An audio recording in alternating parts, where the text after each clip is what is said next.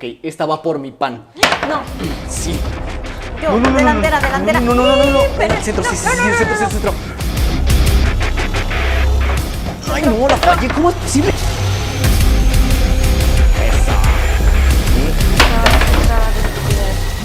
¿Qué tal, amigas y amigos? Les damos la más cordial bienvenida a un nuevo programa de la sección de Ciencias Sociales. Es un gusto poder recibirlos en nuestro tiempo social, el periódico escolar donde la sociedad tiene sentido. El periódico escolar más popular en el mundo de la educación media superior y sus alrededores.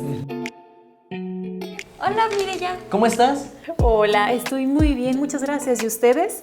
¿Están listos para comenzar? Con toda la actitud, Mireya. Sin duda. Y ya tienes nuestra nueva asignación, ¿verdad? Así es.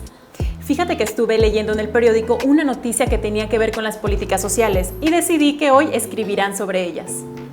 Yo he escuchado mucho el término, pero en realidad no sé bien a qué se refiere.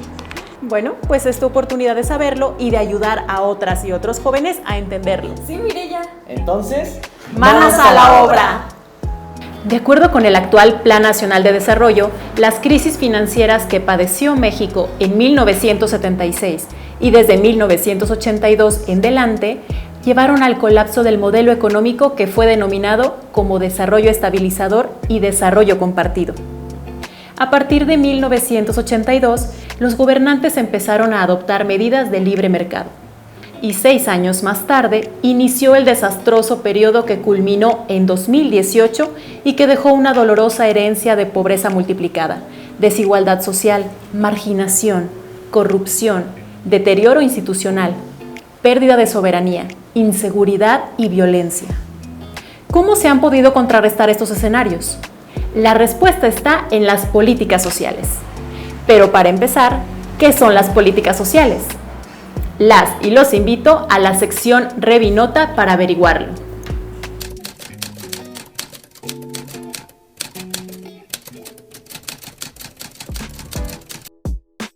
escucha, Frida. Encontré que política pública es un proceso integrado de decisiones, acciones, inacciones, acuerdos e instrumentos, adelantado por autoridades públicas con la participación eventual de los particulares y encaminado a solucionar o prevenir una situación definida como problemática. Entonces, la política pública hace parte de un ambiente determinado del cual se nutre y al tal cual pretende modificar o mantener. Me llama la atención que las personas podemos participar en la generación de políticas públicas. ¿Qué te parece si le preguntamos a alguien de la sociedad? ¡Vamos! Bueno. Hola, soy Frida, reportera de Nuestro Tiempo Social, y te llamo para saber si tú has participado en la generación de políticas públicas y si es el caso, ¿cómo lo has hecho? Claro que sí, Frida. Yo me llamo José Luis y solamente una vez participé con otros chavos y chavas para detectar problemáticas de nuestra comunidad y proponer soluciones. Detectamos que uno de los problemas era uno que no teníamos un espacio donde convivir y logramos recuperar un parque que parecía basurero. Y ahora ahí convivimos y hacemos deporte. Claro que no lo hicimos solos, nos ayudaron otras personas e instituciones. ¿Sabes? Nos felicitaron porque ya estábamos incidiendo en las políticas públicas del país. ¡Guau! Muchas gracias por tu testimonio, José Luis. Por lo que nos acaba de contar José Luis, las personas sí podemos participar en las políticas públicas. ¡Qué bien! Volviendo a la definición que, en contraste, podríamos decir que una política pública se relaciona con las decisiones que toma el Estado para solucionar o prevenir problemáticas sociales y que en la detección de estas problemáticas podemos participar todas las personas. Yo digo que sí. Recuerdo que un día Mireya nos dijo que el gobierno es una entidad administradora de los recursos del país y además tiene la obligación de cuidar el orden y la seguridad en toda una sociedad, así como atender y resolver los problemas públicos que se presentan en esta sociedad. ¡Qué buena memoria tienes, Alfredo! Gracias, Mireya. ¿Necesitan algo? Sí, Mireya, ¿nos podrías dar algunos ejemplos de políticas públicas? Claro.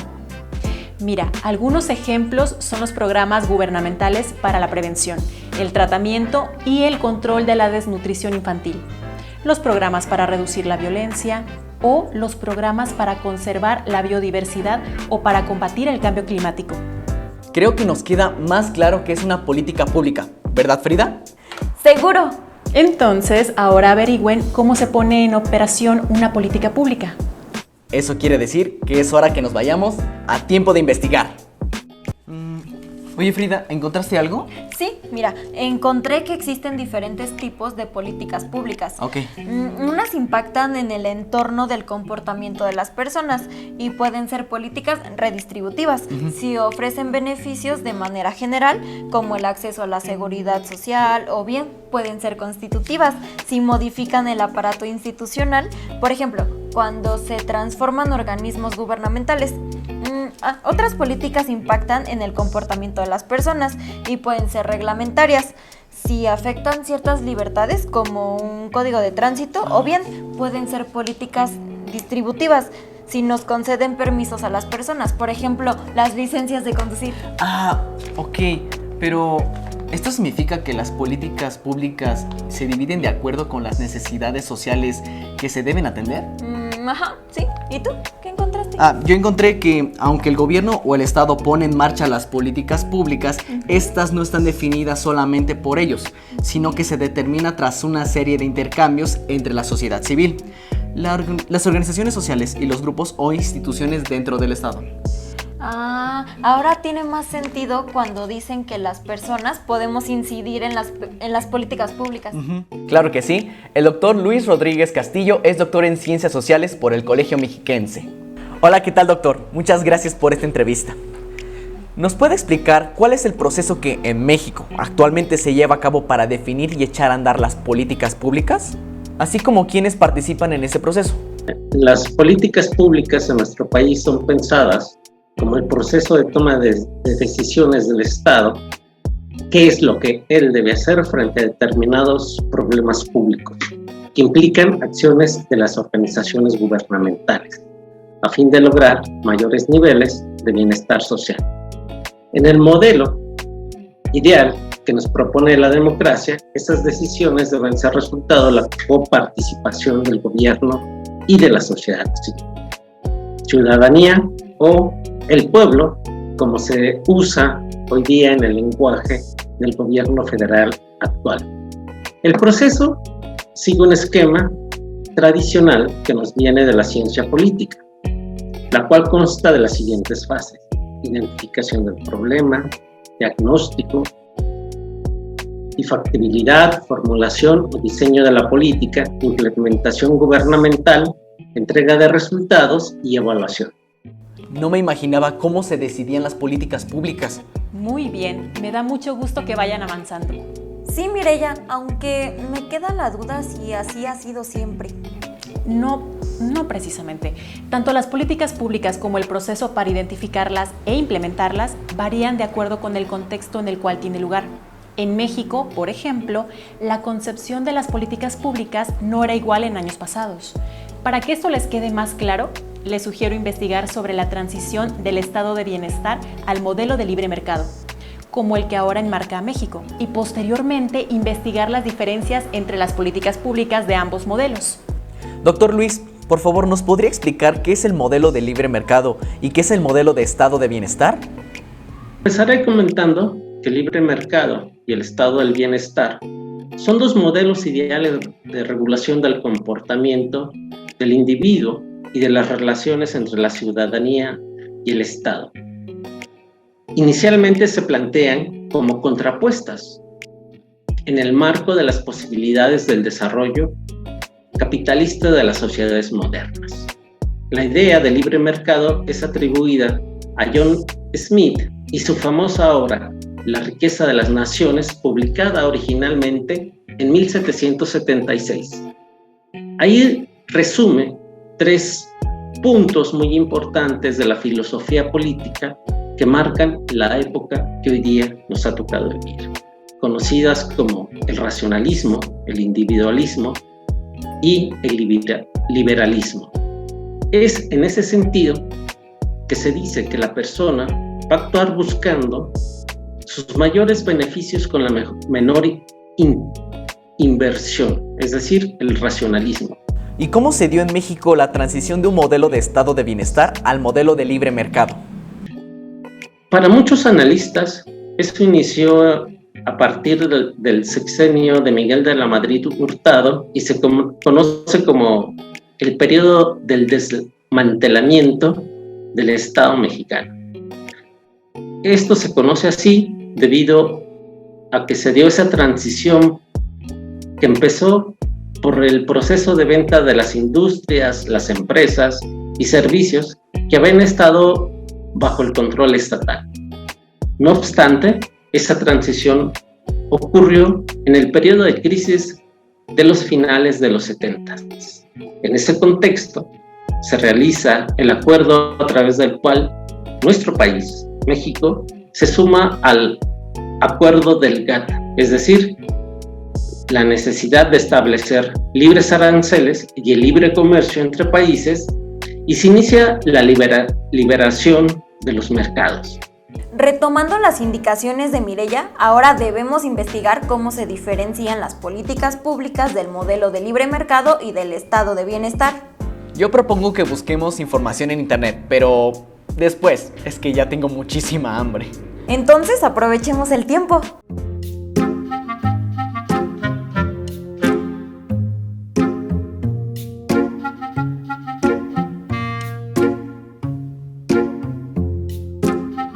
¿Y bien? ¿Cómo van? Bien, Mireya, de hecho encontramos que en el modelo de libre mercado la cuestión social se observa desde la óptica de la competencia mercantil y que la ciudadanía solamente es vista como parte de ella y no como un grupo de personas que tiene derechos sociales. En ese sentido, las políticas públicas se construyen para mantener las relaciones entre un Estado poco intervencionista, un mercado poco regulado y la sociedad, centrándose en políticas focalizadas y no en esquemas universales, y para promover una cultura ciudadana individualista que requiere el propio modelo. Además que en el estado de bienestar las políticas públicas son acciones que el Estado realiza en beneficio de la población, reconociendo los derechos sociales de cada ciudadana y de cada ciudadano, y que de manera general podemos contemplar programas de seguridad, de vivienda, para la promoción de empleos, de asistencia pública, de infraestructura social y de educación. Quiero mostrarles un video que habla sobre las políticas públicas y los jóvenes. Estoy segura de que les ayudará a comprender mejor el tema. Gracias. Gracias. Las juventudes de México estamos viviendo un momento histórico. Muchas oportunidades se nos han abierto y hoy, como nunca antes, estamos en la agenda del Gobierno de México. México no está solo. Habemos muchos jóvenes que estamos dispuestos a ir por el bien de la ciudad. Se han destinado más recursos al sector joven, los ingresos han aumentado y la brecha de desigualdad entre hombres y mujeres se está reduciendo. Yo tenía un poquito de miedo al entrar porque pues toda mi vida ha sido como rechazo tras rechazo. El recibimiento que me dieron mis compañeros pues fue el mejor. De hecho, esto a mí me ha servido el involucrarme con la comunidad para yo saber qué es lo que mi comunidad necesita. Y aunque hemos sido un sector históricamente marginado, hoy somos la voz de nuestras comunidades. Hoy, las y los jóvenes del campo, de todas las colonias, de todos los barrios, tenemos derecho a programas sociales, a la inclusión financiera. Todas las juventudes, juventudes indígenas, de la diversidad sexual, con discapacidades, mujeres jóvenes, emprendedoras, solidarias, que sostenemos familias. Las juventudes en México somos prioridad y estamos contribuyendo a la cuarta transformación de nuestro país. El país es nuestro, tenemos la energía, tenemos las herramientas, realmente hay muchísimos jóvenes que queremos hacer algo muy chingón, algo muy bueno. Juventudes en la agenda. Gracias por compartir con nosotros este video, Mireya. Sí, muchas gracias. Es importante que observen que las políticas públicas involucran en sí mismas diversas áreas de conocimiento, como el derecho, economía, la sociología y la estadística. ¿Nos puedes explicar cómo es que esas disciplinas se relacionan con las políticas públicas, Mireya? Sí, ¿lo podrías explicar? Es que a mí no me queda claro todavía. Sí, claro. Miren, las políticas públicas deben ser acciones que aseguren el cumplimiento de los derechos de las personas. Por ello, el derecho debe hacer acto de presencia a la hora de su planeación y comprensión. Además, se debe considerar una postura desde los derechos humanos para asegurar el bienestar de todas las personas. La economía se relaciona directamente con el mercado, es decir, con la oferta y la demanda de los productos y servicios sociales. Además, permite predecir las acciones de las personas y de las sociedades en los mercados. Por tales razones, entre otras más, la economía ayuda a prever el impacto de una política pública y establecer mecanismos para su buen funcionamiento. Ahora, la sociología aporta conocimientos importantes para comprender cómo está organizada la sociedad y, si lo vemos desde la óptica de las políticas públicas, cómo beneficias a las familias, a los grupos sociales, a ciertas agrupaciones de la sociedad. Ayuda a explicar las demandas de la propia sociedad, a identificar las problemáticas que afectan su calidad de vida y a promover acciones en favor de las personas, entre las cuales se ubican las políticas públicas. Y finalmente, la estadística es una herramienta muy valiosa para obtener datos actuales, confiables y reveladores en torno a los acontecimientos sociales. Dichos datos nos permiten tener una visión amplia sobre dichos acontecimientos sociales y generar estrategias para afrontar los desafíos presentes. Estrategias que se pueden traducir en políticas públicas. Entonces, si cada disciplina pone su granito de arena, ¿las políticas públicas son mejores? Claro, es como jugar en equipo. Algo así. Y aprovechando que hablamos de estadística, creo que ha llegado el momento del dato. Las y los invitamos a ver un fragmento de una de las conferencias para informar sobre los programas de bienestar prioritarios del Gobierno de México. En este video veremos la exposición de Guillermo Rafael Santiago Rodríguez. Él es el director general del Instituto Mexicano de la Juventud y abordará un panorama general de las políticas públicas para las juventudes de nuestro país. Este presupuesto se toma del anexo 17, que es Erogaciones para el Desarrollo de las Personas Jóvenes, y podemos ver que 8 años el incremento fue de solo el 5%. Y en los primeros 2 años de esta administración, el incremento ha sido del 22% y del 31%. Es decir, es un incremento como nunca antes visto para las y los jóvenes. En la siguiente gráfica podremos observar cuánto porcentaje del PEF se está destinando a personas jóvenes. Hace 2 sexenios se destinaba solamente el 3.6% de todos los recursos de la Federación para atender a las y los jóvenes. El sexenio pasado era el 4.7%. Y en los primeros 2 años de este gobierno, bueno, casi 2 años ya, vamos con el 6.9%. Es decir, se están dando más recursos, pero también se está priorizando la atención de las y los jóvenes en México. La primera gráfica que vemos ahí es sobre las becas y apoyos sociales. Vemos que en el 2018 fue de 33.288 millones de pesos. Para 2020 subió a 50.578 millones de pesos. Más de 20.000 millones de pesos adicionales a lo que ya existía anteriormente. Por ejemplo, en el ramo de apoyo al empleo, vemos disparado también el incremento en más de 20.000 millones de pesos. Justamente se debe en parte también a la creación del programa Jóvenes Construyendo el Futuro, que está capacitando a más de 1,5 millones de jóvenes en todo el territorio nacional. Por otra gráfica está Servicios de Salud, que también tuvo un incremento considerable. Gran parte de este recurso está en el Instituto Mexicano de Seguro Social, que si bien atiende a toda la población, atiende a una población importante de jóvenes. La siguiente, por favor. Por ejemplo, vemos en vivienda y desarrollo urbano. Y hay una acción muy importante que está haciendo el Gobierno de México respecto a eso. ¿Cuál es? El programa de mejoramiento urbano, o México Late, que está reconstruyendo espacios públicos, canchas, deportivos, calles, que ojo, no solamente es el tema físico, sino que están contribuyendo a la regeneración del tejido social. Y algo muy importante que destacar es que el territorio genera identidad y que las personas jóvenes muchas veces nos hemos apropiado del territorio. Anteriormente se nos miraba mal por eso, pero ahora se están generando espacios justamente para que nos apropiemos de ellos. Por el otro lado, por ejemplo, vemos en Ciencia y Desarrollo Tecnológico un incremento considerable. En el programa, este incremento se debe a que en el programa 021, que es Investigación Científica y Desarrollo Tecnológico, esta partida de la cual toman varias instituciones de educación, se le está dando prioridad. Así también en el tema de infraestructura educativa hay un incremento considerable, esto debido a la construcción de las 100 universidades que el gobierno ha realizado, así como también a las mejoras de infraestructura en el sector educativo. Eso tan solo como una muestra de cómo es que el gobierno le está apostando más a la educación, al empleo, a la inclusión, a generar espacios dignos para que las personas jóvenes puedan tener una vida plena. Una política pública es un proceso integrado de decisiones, acciones, inacciones, acuerdos e instrumentos, adelantado por autoridades públicas con participación eventual de los particulares, y su fin de solucionar o prevenir una problemática social. De manera general, para concretar una política pública se debe formular, poner en práctica y evaluarla para darle continuidad o modificarla. En México, el estado de bienestar enmarca políticas públicas fundadas en el reconocimiento de los derechos sociales.